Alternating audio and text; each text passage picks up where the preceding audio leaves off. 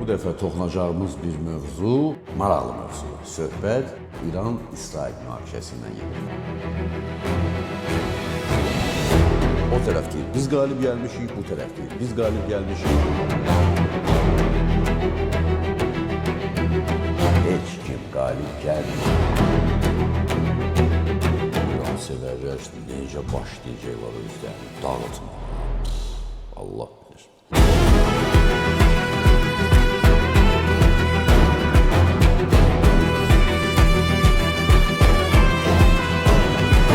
Azərbaycan şəxsiyyətinə salam. Bu dəfə toxunacağımız bir mövzu maraqlı mövzudur. Söhbət yadınızdadır 12 günlük münaqişə deyək onun adına İran-İsrail münaqişəsindən gedir. Amma başlamamışdan əvvəl bir daha sizdən xahiş edəcəm. Elə Talih Jarvis demiş onu deyir ki, mütləq və mütləq abunə olun. Abunə olun ki, hər dəfə qabağınıza hansısa bir yeni bir video çıxanda ondan xəbəriniz olsun. Çox mübahisəli mövzudur. Yadınızdadır, məhz İranla İsrail arasında başlanan həmin o münaqişənin əsasını İsrail birinci başladı və söhbət nə gedir? İranın nüvə proqramının qarşısının alınması mütləq idi. İran təbii ki, sakit dayanmadı, amma hər şeydən əvvəl birinci suala elə ilk cavabı verir. Kim qalib gəldi? O tərəf deyir, biz qalib gəlmişik, bu tərəf deyir, biz qalib gəlmişik. Fars sevənlər deyirlər ki, Fars ümumiyyətlə hamını dağıtdı, İran hamını məhv elədi. İsrail sevərlər deyirlər ki, yox, İsrail istəklərinə çatdı. Heç kim qalib gəlməyib. Heç kim qalib gəlməyib. Və bu qalib gəlməsi nəzərdə tutulan bir müharibə və yaxud münaqişə deyildi. Bu tamamilə başqa bir aləm idi. Bu bizi qarşıda gözləyən İsrail-İran müharibəsinə bir mədəni dillə desək prelüdiya idi. Siftə idi. Bir-birini yoxlayırdılar. Kim nəyə qadirdir. Və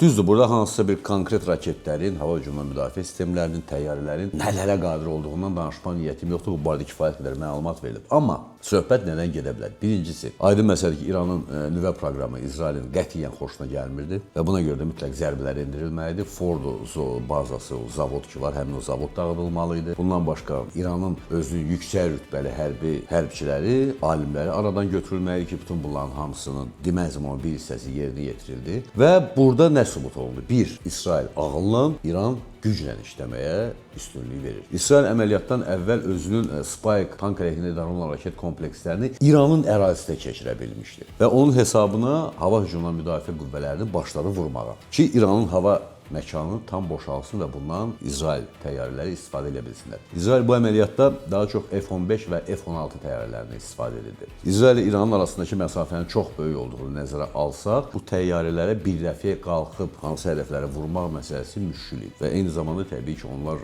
Fordodakı nüvə zavodunu, nüvənin zənginləşdirilməsi üçün nəzərdə tutulan zavodu məhv eləyə bilməzdi. Bunun üçün Amerikanın köməyi lazım idi. Və bu nöqteyi nəzərdən də bəlli oldu ki, güc nədədir? Güc birlikdədir. İran İsrailə, Amerikaya, hardasa İngiltərəyə, hardasa Fransaya qarşı, hardasa İordaniyaya qarşı, bütün bu koalisiyaya qarşı mübarizə aparmalı idi. Qalib gəldimi? Yenə deyirəm, yox. Səbəb çox sadədir. Müharibədə qalib gəlmək üçün müharibənin konkret bir məqsədi olur və bu məqsədə sən çatırsansa, onda qalib sayıla bilərsən. Məsələn, 44 günlük müharibə. Azərbaycan qarşısına məqsəd qoymuşdu. Qarabağ düşməndən təmizlənməlidir. Biz Qarabağı təmizlədik, məqsədimizə nail olduq. Deməli, qalibi. Vəssalam. Rusiya Ukraynaya döyüşür. Hansısa bir məqsədə tərəflərdən biri məqsədə gəlib çata bilib? Xeyr. Deməli, burada kimsə üstün ola bilər, amma qalib deyil. Bu da var. Və eyni ilə də İsrail-İran müharibəsində heç kim öz qarşısına qoyduğu tapşırığa məqsədə tam 100% nail ola bilmədi. İran təbii ki, cavab verirdi. İran raketlərlə cavab verirdi və raketlərin də siyahısına baxanda Qədir 110, Şahab 3, Xeybər, Emad, Siccil, ən təhlükəlisi təbii ki, burada Xeybər raketləri idi və bu raketlərin supersonika deyirlərdi, onlara hiper səs sürətli raketlər olduğuna görə onlarda müəyyən bir üstünlüyü var idi. Amma dırnaqarası üstünlüyü. Söhbət nə gedir?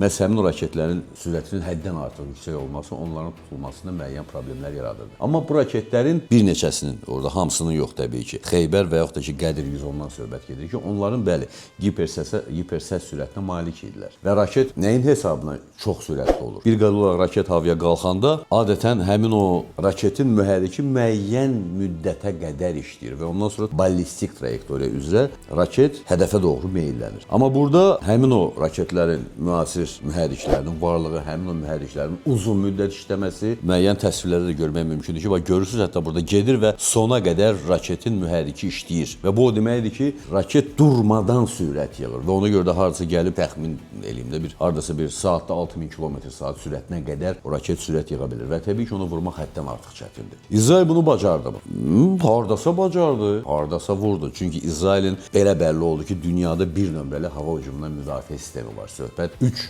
mərhələli kompleksdən gedir. Burada da nədir söhbət? Dəmir qübbə, Davidin sapandı və xətt. Bunların hər biri nə deməkdir? Konkret olaraq belə danışıb biləsiniz. Dəmir qübbə 70 kilometrə qədər müxtəlif hədəfləri vurmaq üçün nəzərdə tutulub. Bura hətta minatanın minaları belə nəzərdə tutulur ki, onları vurmaq mümkündür. David sapandı. Hardasa bir 300 kilometrə qədər məsafədən hədəfləri vurmaq üçün nəzərdə tutulub. Bu artıq ikinci bir müdafiə xəttidir. Və xətt 2, xətt 3 artıq 2400 kilometr məsafədən söhbət gedir.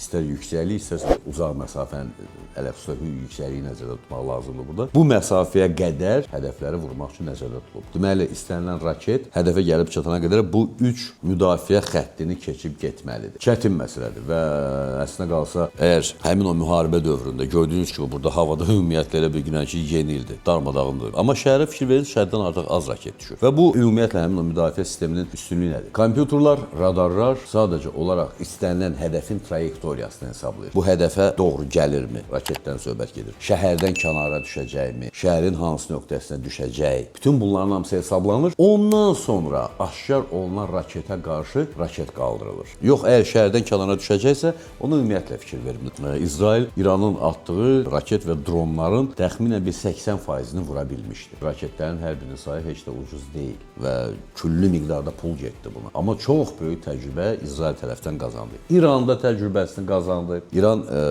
başa düşdü ki, bəli, küllü miqdarda raketi, istər qanadlı raketlər olsun, istər ballistik raketlər olsun, istər pilotsuz uçan aparatlar olsun, söhbət həmin o şahidlərdən gedir. Qaldırırsa, mütləqdir ki, hava hücumundan müdafiə sisteminin kompüterləri yüklənsin. Lərlə dron qalxır. Həmin o dronlar aşkarlama zonasına gəlib çatanda artıq ballistik və qanadlı raketlər öz işini görməyə başlayır. Məhz İranın hava hücumundan müdafiə sisteminin dağıdılması İrana müdafiə olmaq imkanı vermədi. Hal-hazırda da bu dəqiqə İranın hava hücumundan müdafiə sisteminin vəziyyəti heç də ürək açan deyil. Həmin o spike'lar hansılar ki, ölkə ərazisinə keçmişdir. F-15, F-16'lar bir sıra hava hücumundan müdafiə sistemlərinin radarlarını və buraxıcı qurğularını dağıtdı və faktiki olaraq İranın bu dəqiqə hava hücumundan müdafiə sistemlərinin vəziyyəti zəifdir. İkinci bir əməliyyat olsa, artıq İranın səması İsrailin təyyarələrinin əlində olacaq. Bu 100%dir. İsrail çox gözəl artıq başa düşür ki, onun bir nömrəli olsa da, amma 100%lik hava hücumundan müdafiə sistemi yoxdur. İran da çox gözəl gördü ki, raketlərinin sayını 3000-ə çatdırmaq ballistik raketlərdən söhbət gedir. Heç də o demək deyil ki, mən istədiyim qədər hədəfi vura bilərəm. Çünki İran indiyə qədər İsrailin ərazisində vurulması nəzərdə tutulan hədəflərin konkret foto və videolarını göstərməyib. Düzdür, aviabaza vuruldu, düzdür, müəyyən hərbi hissələr vuruldu, razıyam, hospital vuruldu, bunu da hərbi obyekt kimi sayaq, okey, problem deyil. Düzdür, bir sıra hərbi infrastrukturlar sıradan çıxarıldı, amma nisbətən. Bütün bunların hamısının müqabilində İran nə itirdi? Generaliteetindən çox vacib adamları itirdi, alimlərini itirdi ki, onlara dəqiq zərbələr endirdilər. İkinci bir tərəfdən Amerikanın B-2 Spirit təyyarələrinin atdığı həmin o bombalar ki var idi, GBU-57-lər,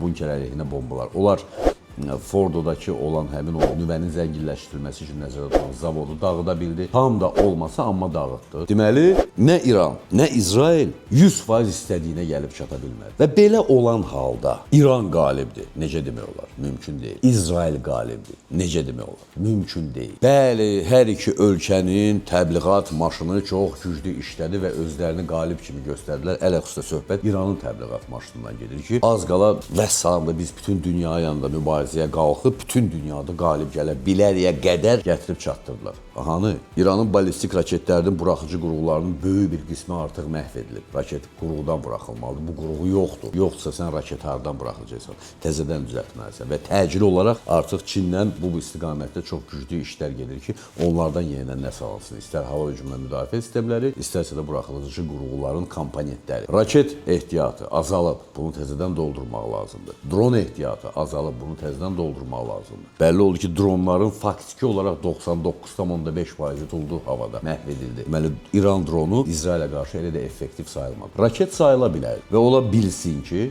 26-cı ildə artıq İsrail ilə İran arasında növbəti bir eskalasiya yaransa, bu artıq həmin o 12 günlük müharibəyə qətiyyən oxşamayacaq bu dəqiq. Əgər kimsə konkret olaraq sizə desə ki, İran qalib gəldi, saxla bir dəqiqə. Filan məqamlar var. Məqsəd var idi. Məqsədə çata bildi? Xeyr. Kimsə desə ki, İsrail qalib gəldi. Saxla bir dəqiqə. Məqsəd var idi. O məqsədə tam çata bildi? Xeyr. Ona görə də bu faktiki olaraq 12 günlük həmin o münaqişə yalnız və yalnız iki ölkə arasında gələn illərdə baş verə biləcək müharibəyə bir hazırlıq idi. Bunun başqa adı yoxdur. Hələ bu azmış kimi Azərbaycanın adı bu əməliyyatlarda hallandı. Yalnızca da İranın bir sıra şəxsləri qayıtdılar ki, bəs Azərbaycan İsrailə məlumat ötürür. Gülməlidirmi? Çox gülməlidir. Azərbaycanın hava hücumundan müdafiə qüvvələrinin radarları, Azərbaycanın ətrafında nə qədər ki ölkə var, onların hər birinin səmasını görə bilir. Amma bu o deməkdir ki, biz hansı məlumat ötürürük? Xeyr. Azərbaycan çox gözəl bir nəyi necə eləmək lazımdır. İsrailə işləməkdə günahlandıran o farslar ki var, onlar bir 5 dəfə düşünsünlər, ondan sonra desinlər ki, Azərbaycan filan şeylədi, onu elədi, bunu elədi. Və hətta deyirlər ki, Azərbaycanın ərazisindən İrana dronlar zərbə endirirdi. Bunu deyən həmin o insana demək lazım ki, sən bunu deməklə fakt İranın özünün hava hücumundan müdafiə sisteminin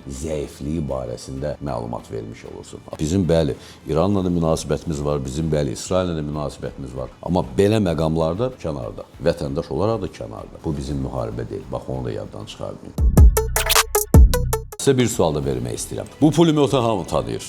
PK tanıyırsınız. Qəşəng silah. Bax, diqqətlə baxanda PK pulemyotunun bax burasında bir çıxıntı var.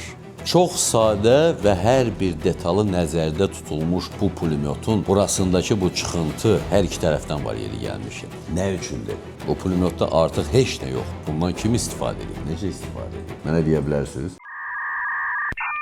Hələlik isə salamat qalın. Əsas odur.